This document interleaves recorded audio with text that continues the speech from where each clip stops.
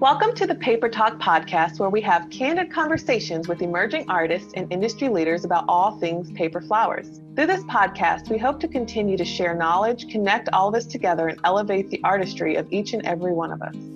Hello, I'm Quynh Nguyen. I'm Jessie Chu. I'm Priscilla Park. Our mission is to share, connect, and elevate the paper floral industry. We are some of the voices behind the Paper Florists Collective. Welcome to our podcast, Paper Talk.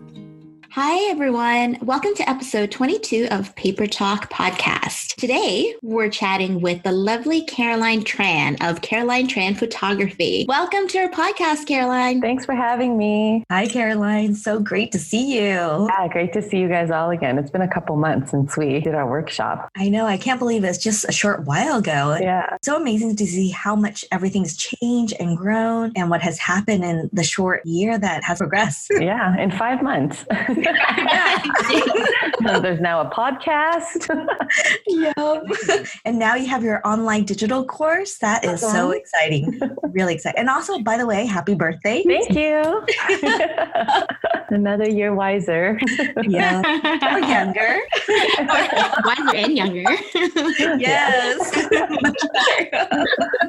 So for some of our listeners who don't know about you, Caroline, can you tell us a little bit about yourself? Yeah. So I'm a photographer based in LA, and I photograph anything from people. So from engagement to weddings to babies, but also into commercial as well, like content creation for commercial clients or lifestyle and branding photos for them. And then I'm also an educator, which I started as a high school teacher, went into the creative photography business, and then now kind of marrying the two. And I've started a photography education, online photography education. Cool. Now. I mean, let's go back a little bit. Tell us exactly how you started. How by getting photography into the photography business. Yeah. So I always was a creative. Like I loved being creative, but to my Asian parents, it was only a hobby and they never let me even entertain the idea of doing it something professionally. So they wanted me to be an engineer. I ended up being a physics major, got my degree, ended up teaching high school physics. And I always thought that I was going to retire as a school teacher. I went straight from undergrad, got my master's in teaching, went straight to teaching. And I remember counting the days till I could retire, thinking, okay, so I started early. Oh, no, already?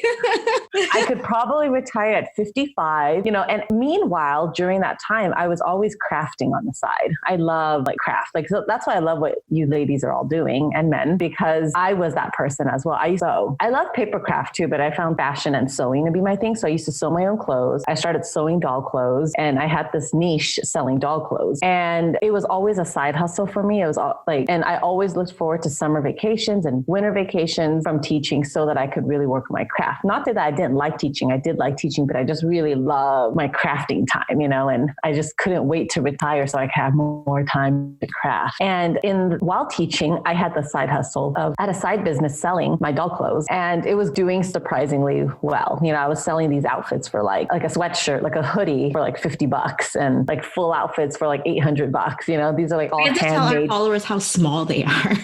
It's not human size. The sweatshirt, not even baby size. They're so way tinier. So the dolls themselves, the bodies were smaller than Barbie, probably the same width, but shorter than Barbie. Mm-hmm. And the heads were probably the size of, I don't know what dolls are out Do you nowadays. know what these dolls were called? I know they had a Blythe, Blythe, but the heads themselves are probably 5 inches. And it's like a big head and then a small tiny. Yeah, but not like a bobblehead. Yeah, not like a bobblehead. Yeah, so they're definitely giant heads on little bodies. So the sweatshirts I would make, the bodice itself was probably 2 inches big, but the head itself, the hoodie itself was 5 inches. So tiny. But I was so proud of that because I engineered. Yeah, of course. Yes, I actually call it engineer because I had to engineer how do you fit a hoodie on a giant bobble head. Yeah. Yes. So I came up with this way of doing it, and that's why they were sounding like crazy because it didn't exist otherwise. Right. Yeah. But it wasn't scalable. I was the only one sewing it. I had no manufacturer experience. However, what I did learn from it was how to take better pictures of it. Because I actually tried selling people clothes first, and then I started the doll clothes. And with the people clothes, it failed. I just couldn't get the dollars that I I want it for. And I couldn't understand why were some people able to get so much more money for their shirts than I was. So one thing that I did realize was better photos. The brands that had better photos were able to command more money for it. They looked more refined. They looked more expensive, so to speak, and more exclusive. And so I noticed that the brands that marketed themselves as one of a kind and had great photos to really highlight the products were able to get more money. So when I started the doll clothes, I started to pick up my camera again. I took one photography class in college, never touched a camera again. So I was like, all right, let's figure this camera out again. And I learned how to take better pictures of my dolls. And I know that that's what ultimately was able to get me more money for the doll clothes than others. Because I noticed there were some people who were selling doll dresses for $5 or $10. And there were people who were selling doll dresses for like $30, $300, $800, and I was like, why is that? And I think ultimately it comes down to the same thing as human clothes, right? Like you have your Forever 21 where you can expect to spend $20 on a top, right? Or you can walk into your Chanel and know that you're going to spend $2,000. And so, when I think about it, yes, the quality is better and the material is better, but not like 10 times better, right? Or 100 times better. So there's something more to it. It's in how they brand themselves. But yeah, so then I noticed that the brands that had better photography and just an overall cohesive look had a stronger brand and was able to charge more money. So that's how I ended up perfecting my photography so that I could take better pictures of my doll clothes. And then from there, I realized that I actually enjoy the photography a lot more than hand sewing clothes. What kind of camera did you end up starting with? I started with the Canon Rebel.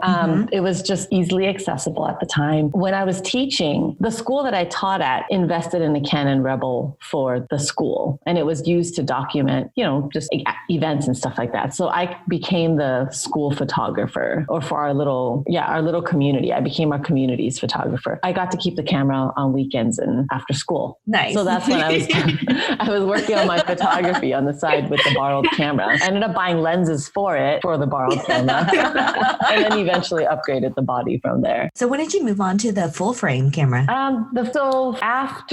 So I was shooting with the Rebel for the longest time, and I was just shooting for fun. I eventually switched schools because I was starting to burn out. I used to teach in LAUSD just in the hood, and that was where I wanted to be. I wanted to make a difference, and I wanted to serve underserved communities, but it was really draining and I burnt out. So I ended up moving to a smaller charter school, also in LA, but just smaller. I was trying it out because at that point I was like, I don't even want to teach anymore. But maybe if I tried a smaller school, maybe I would still have that fire in me again. So when I switched to the smaller school, that's also when I gave up the camera back to the old school. And that's when I decided, all right, I should buy a new camera. So I bought a full frame camera at that point, upgraded to a professional level camera. I knew I wanted to start a photography side hustle because I had a side hustle all the time anyway. I always had a side hustle, right? I was selling doll clothes, selling people clothes. So when I switched to this new school, I was like, all right, my new side hustle is going to be photography. I always had to have something creative on the side. So while after teaching, I would, take off and photograph friends or fake engagement sessions. I would photograph my coworkers' kids. If they came to visit their parents at school, I would photograph them. And I just started off as that small circle, but eventually I got one of my coworkers' cousin was getting married, and it was a Vietnamese engagement party that they were having. And they look very much like wedding. And so she asked me, she's like, hey, do you want to photograph my cousin's engagement party? I know you're just starting out, but I know you aspire to do this. So maybe he could pay you like a nominal fee. And if he likes what you do, you could then shoot his wedding. So I was like, cool. I was like, this is awesome. Like, yes, I'll do it. But then at that point, I'm like, shoot, how do you document an event? Like, I've never done this before. So it's like researching, finding out what lenses I need. I think I bought a flash for the first time for that event. And then luckily the photos were actually like half decent. And they ended up hiring me to do their engagement session. So I did the engagement party. After that, they hired me to do their engagement session and then their wedding after that. And that was my portfolio for like the first 6 months because I used that to book, and I faked it as a wedding because it looked like a wedding. And I used that to book more clients. That's awesome. So the funny story is my younger sister actually hired Caroline Tran, and that's how I knew her. And so she started following Caroline when she was photographing her dolls, because I remember her showing me these pictures of the dolls with the tiny little amazing clothes. And I'm like, that's amazing. Yeah, because your sister's really into robots. So I feel like it kind of has that same like quirkiness. Yeah, Yep. She's still into robots right now. It's so funny that's carried her throughout her entire life. I mean, she was just raving about you, and the photos from her wedding is just beautiful. She still has them around her house, and they're amazing. That was 10 She's years so ago talented. now. I know. I can't believe it. Life. Can I ask you how you were able to establish your artistic style? I mean, there's so many photographers out there, and there's so many people who just pick up a camera and start shooting, and the hot becomes something more. But how do you stand out? How do you define your photography style when when a lot of things are kind of out of your control at event? Yeah. The wedding event coordinator, set up whatever colors are in the background. Like, they determine so many things. How do you impress your own artistic style onto your photos? I think a lot of it has to do with how I choose to light the photos. So then it gives me consistency in terms of like the coloring and the lighting and the overall feeling of the photo, like the mood that the photo has. Because, it could be the same bouquet and two photographers can photograph the two bouquets in very different ways, right? So a lot of it is just how you choose to light and how you choose to, the angle that you choose to capture things in. So I think that's where a photographer's voice could really come out as an artist. I think if I had to give a tip for any creative, whether it's paper flowers, designer, photographer, it's actually to don't look at other people's work. I know it just sounds, probably cliche, and you've heard it so many times, but it's so true though. Cause I feel like when you look at other people's work, it's one, I think it sets you up to comparing, and it's a dangerous game to go down, because I think as artists, we need to feel inspired and creative. And when you're looking at other people's work, if you're comparing yourself to other people's work, it can demotivate you. It could discourage you. Right. And so I know even though I'm active on social media, I actually I don't seek inspiration within my own industry. I don't look at other people's work. I'll follow other photographers if we're personal friends, because I'm, following for their personal life, but I don't look at other photographers' work, because ultimately I feel like everyone kind of draws inspiration from the same place anyway. And there's, it's arguably that, there's no true original work. Like, everything is inspired by something, right? But I would like to feel that it came from me and from within. Yes, we totally get that. And at least, even if it's something that's been done, like, it's coming from and so that way, like, I feel like even if it's been done, like, I know that it's coming from my heart, and I'm generating whatever this is, and it's original to me, and I actually haven't seen it. So someone may see it, someone may be doing something similar down the line, but I know that we're each doing it our own way. Right, exactly. Yeah. I think it's so hard, especially in our paper flower industry. There's a lot of self-comparison, like, oh, she made that rose so much better than me. And it's just like, how do I do that? And it's just really hard for people. I say, stop looking at other people's work. There's a moment where you need to take a break from social media. And I think looking at real roses and seeing how very different they are, and then saying, there's peace in accepting what you make and what you produce to the world. And I think that it's a hard one to learn. Yeah. It's easy to say, but hard to learn. It's also hard in social media because you do want to support other people. It's a two-way street. I mean, if they're going to support you, it's not really an obligation so much as, well, we're all a community. That's part of building a community, is supporting each other. And, and that does require us to look at each other's work. But I think you're right, Caroline, in terms of when you look at someone's work, the mindset that you have, it shouldn't be comparison. It shouldn't be, what are they doing better than me? It should be for inspiration, for motivation, for even, just praise, just to rah, cheer us on, like, let's do this together, which can be a challenge. I think that also is where it goes into who is your audience, really. I find that photographers make this mistake too, that they speak to other photographers a lot, like on their social media, but other photographers are not the client. They're not going to be the one who's hiring you. And I would say the same for paper florists. Like, if you're speaking to other paper florists, they're not the ones who are going to be buying your flowers. So you should be speaking to your customers. Unless you're in education, and unless you really are selling like paper or tools or education to other paper florists, they're not the ones buying your flowers. So I would say don't worry so much about your peers. Worry about your clients. Speak to your clients, And I get the community part, but probably where, like, say your Facebook group is handy to do, to go into your Facebook group and stuff. But I don't think it's as important, say, on Instagram. I think look for your customers instead of colleagues. Yep. I 100% agree with with that. I would say most of my clients is from Instagram. And I think speaking to your customers and not your peers on that platform is a much better use of Instagram. And Facebook is where you can talk to your peers and ask about tips and tricks and share what you're making and ask their thoughts on that. So yeah, very good advice. I think people tend to forget it because we tend to speak to each other.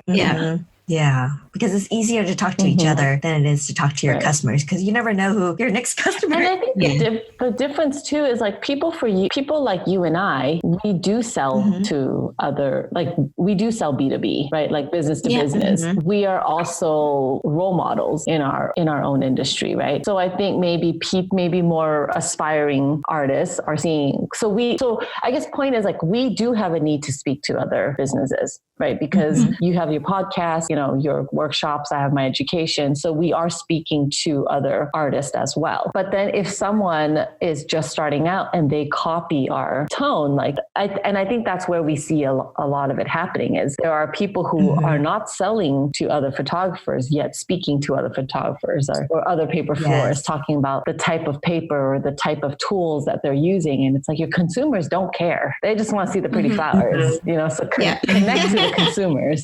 So true. Yep. We can talk a lot about this topic in terms of like how to communicate properly with your market. We need to ask you back, Caroline. Another episode or two. But we should move on because I know we're short on time. And let's talk about your online courses and what other platforms are you teaching? Are there any workshops that are coming up? Yeah, so with this year, one of the goals for my business was that I wanted to really dive deeper into being an educator. My background was in education. I love teaching. I still love teaching. I love workshops. I used to host retreats and they were like 4-day retreats. We would all live in like a huge villa together. And, so it was like eat, drink, sleep together and talk photography, do photography. But it was so much deeper than that. When you're living with people like that, there was really the opportunity to connect on a much deeper level. And a lot of the times for business, like what you'll find is what's blocking you from propelling in your business is not actually the logistics of business itself. It's mind blocks. There's a lot of self-inflicted barriers that people put on themselves, where it's like, I can't do this. I can't quit my 9-to-5. I have to keep my stable income. I can't make a living as an artist. I don't want to be a starving artist. Like all these like limitations, right, that we put upon ourselves. And I think these retreats were a great way to be able to do these retreats were like a great place to do self-reflection and just really dig deep on these issues that we probably were not willing to face and admit, but really were hindering us from moving forward. Right. And so I loved it. However, it's a lot, as you know, it's a lot of work to put together a conference/workshop. And in the end, I'm only able to serve like 15 people.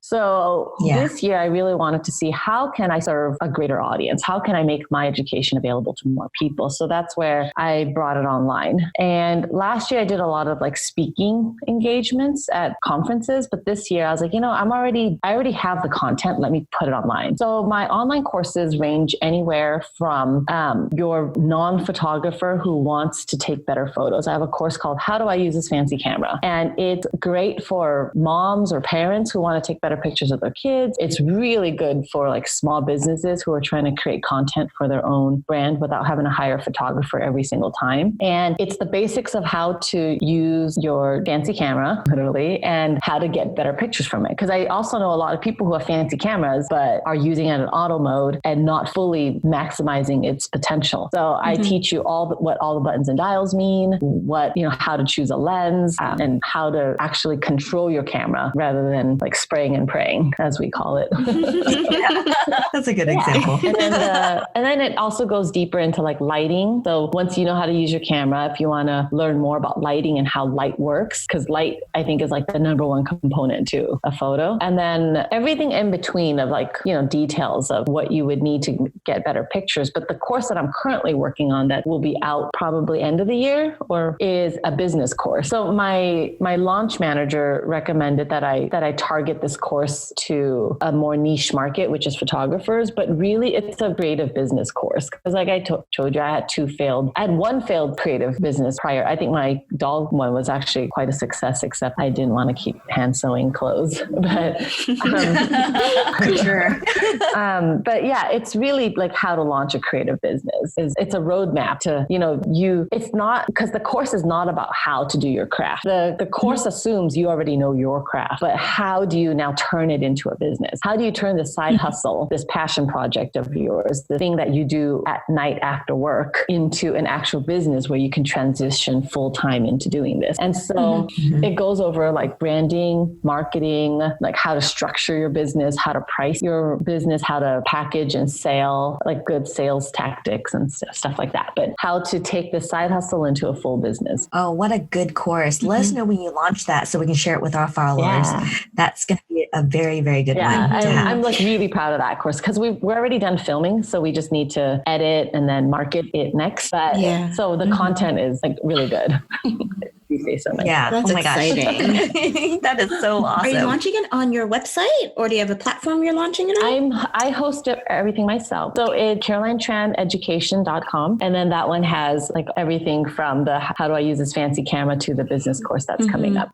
And then I'm going to, for those who like in-person workshops, like, I have free lighting tips on there. I also have free tips on how to take better indoor photos. Cause I know most of you are probably shooting your stuff indoors. So it's like how to make that light work for you, how to get perfect indoor lighting when you're shooting your products indoor. And so I do have a PDF for that if you guys want. And there's a link somewhere here. We'll put it on the blog. Okay. Yes. And so what if someone wanted to come and see you in person to get that one-on-one experience? How do we find so you? in October, Quynh, me, and Alicia are going to be hosting an in-person floral workshop. And for those of you who are interested in learning how to do flower installations and flower arrangements, because I know you all know how to make beautiful flowers, but now how do you bring it together and possibly package them into like, bouquets or arrangements, right? Or if you are looking to go into weddings with these. So Alicia Sweetie, Quynh, and I are going to be co-hosting a workshop in Los Angeles, October 22nd, 23rd, 24th. And it's going to be an amazing, inspiring 3 days in-person workshop that you won't want to miss because we're going to have Alicia showing us how to make these amazing arrangements. I think this is going to really help you elevate your brand, set you apart from all the other paper florists out there because how you bring it all together, right? It's not just a rose anymore. It's now a whole arrangement of things, an installation of things. Exactly. And then Quynh, with her paper flower experience and her gorgeous arrangements as well. She's going to be bringing in like that marriage of like the fresh flowers, paper flowers. And then I'm going to be showing you how to take better pictures of your flowers when you're done with it.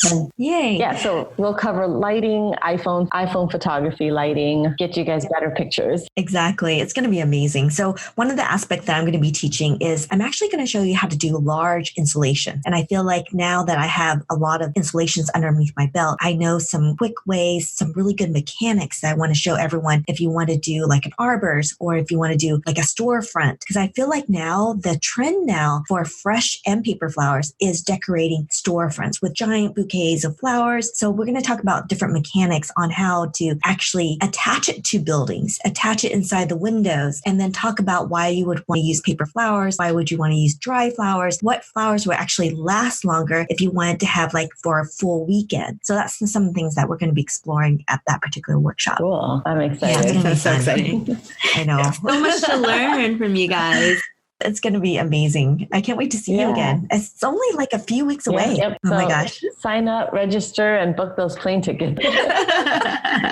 You should check on flirtyfleurs.com to find more details about that particular workshop. But you guys should come. It's going to be a really amazing, intimate workshop. It's going to be at Caroline Tran Studio in downtown Los Angeles. Be close to the wholesales too, and that should be a lot of fun. And my space is really cool too. It's like modern, industrial, converted warehouse kind of look, but very like upscale at the same time. I love it. Yeah, come build your portfolio. Yes. I think that's the really key part. Sure. Is like, I'll be photographing your arrangements too, and so you can use those on your social media. Woohoo! All right. Is there anything else that our listeners should know about you, Caroline? How can everyone follow you? Yeah. So you can find me on Instagram at Caroline Tran, all one word. I'm also on Pinterest at Caroline Tran, my website, carolinetran.net. And also CarolineTranEducation.com, right? Oh, yeah. And there's and there's CarolineTranEducation.com if you would like resources for taking better photos. That's awesome. So thank you so much, Caroline. It was so much fun chatting with you. And I know we need to have you back because there's so many other like cans of information that we want to open up and like dive into. So let us know when you're free again. I love it. Always love you guys. Thanks for joining us today. Likewise. All right. So you guys have a great time. Thanks for having me.